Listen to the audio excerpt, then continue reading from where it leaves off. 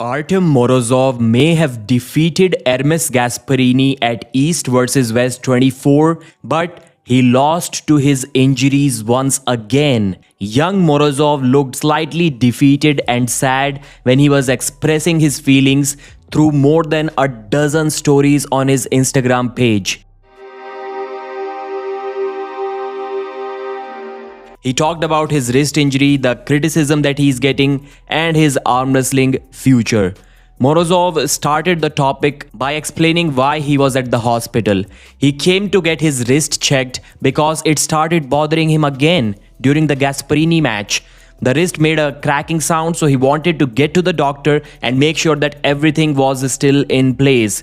But looks like it wasn't. After a long waiting time, the doctor examined him, and the concern is TFCC, the same thing that Philip Larsson recently had, and it forced him to cancel his match. Triangular fibrocartilage complex. His wrist may have been completely torn once again. The doctor told him that he will need an MRI to get the full extent of the damage, but there seems to be severe instability in the wrist joint.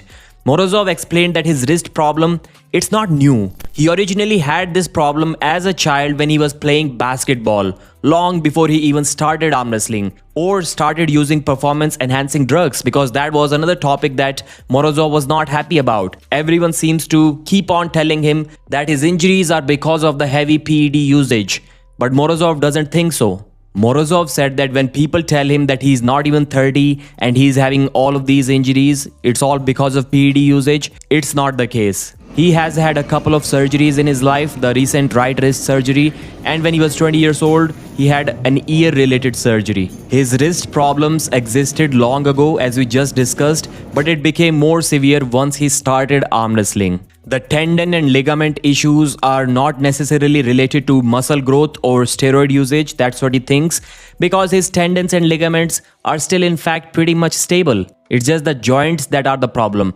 I'm not sure how much science there is behind this statement, because tendons and ligaments are definitely related to joints too. But while addressing the heavy PED usage accusations, Morozov said that people have no real knowledge of it. He was visibly frustrated about it when he mentioned that there are some arm wrestlers who use Trenbolone even more than bodybuilders, and he himself isn't using that much.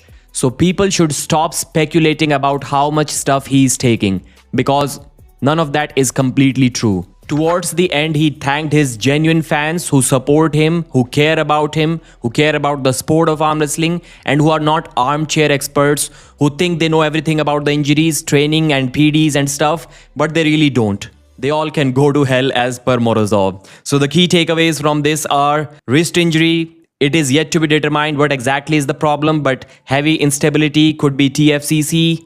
It's nothing new. It is something that he has had since he was a child. He got it while playing basketball. It got worse when he started arm wrestling.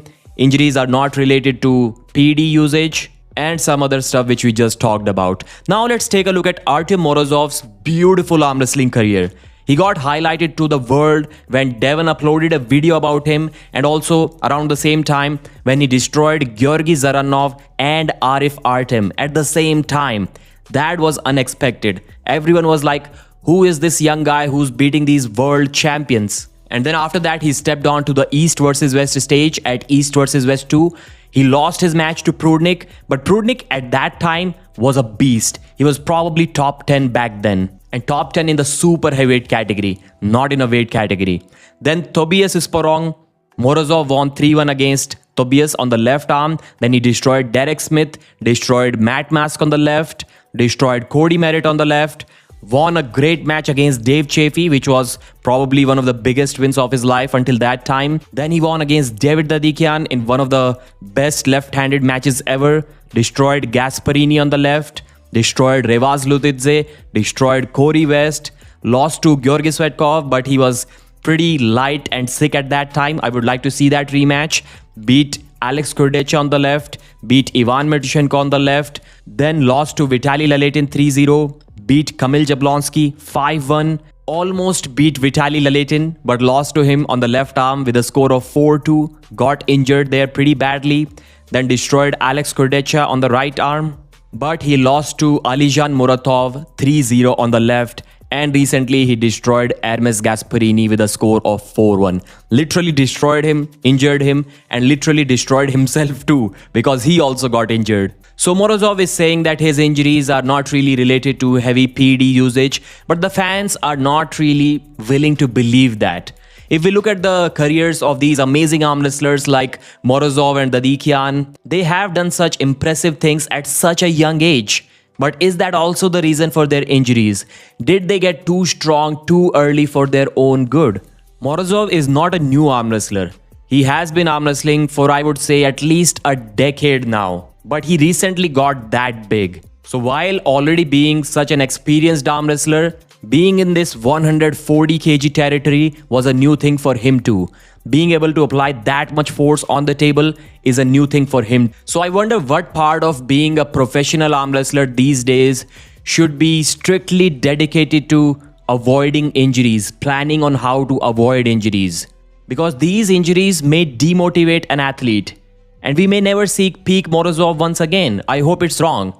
Because the guys can get frustrated because of these injuries. The things that go through their mind. Why me once again? Why do I keep on getting injured? When you're a full-time arm wrestler sitting at home, recovering, not competing, recovery is easier said than done. When you see others climb the rankings and you're at home, losing on tens of thousands of dollars that you could potentially be making if you agree for the matches and not making any other arm wrestling income too or any income at all, it is pretty difficult to sit at home and do nothing around that time. So I think for Morozov, it's time to go hard on social media content to generate some income so that at least the financial reasons don't force him to come back to the table sooner than he should. People are saying that he should be taking at least 1 year break on both arms. We don't want to see Morozov compete before, let's say, the mid of 2027 or even 2027, the whole year.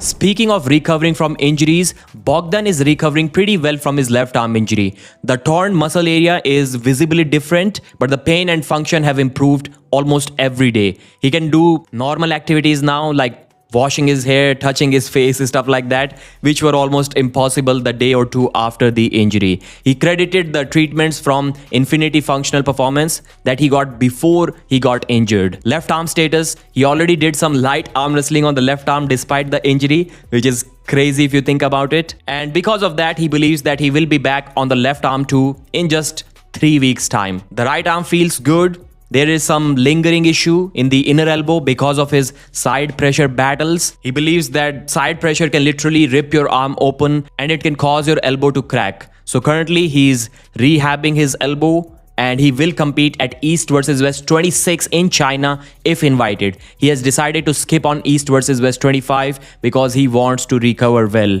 Bogdan wants to rebuild his cupping strength, which has dropped during the recovery. His pressing strength still feels fine. For future plans, he thinks that there's a 90% chance that his next title defense or his first title defense will be against none other than Irakli Zirakashvili. Let's see how that match goes at East vs West 26 or East vs West 27. Few days ago, we saw an arm wrestling practice between Brian Shaw and Robert Oberst. While it is awesome to see Brian finally arm wrestling once again, and people are saying that Brian is back on the table, we already knew that he will start arm wrestling, he's not going to stop it or he's not going to be too lazy about it. It looked more like it was Robert who wanted to arm wrestle Brian Shaw, and that's why that practice session actually happened. Robert did say that from the last time he arm wrestled Brian, compared to this time, he feels that he himself is night and day different from the last time. He has gotten really strong. Although it didn't really look like that on the table, or whatever that thing was where they were arm wrestling, because Brian was still comfortably cupping his hand and pronating through Robert's hand pretty easily without much trouble. Brian told Robert that he was surprised to see how loose the strap was at East vs West. Usually we don't really hear those things. Usually we hear people complaining about how tight the strap was. There are some type of arm wrestlers who like the strap loose, but there are not too many of them. Yeah. I'm gonna tighten this. Brian also talked about arm wrestling without using his fingers too much. He has this habit of holding on to the guy.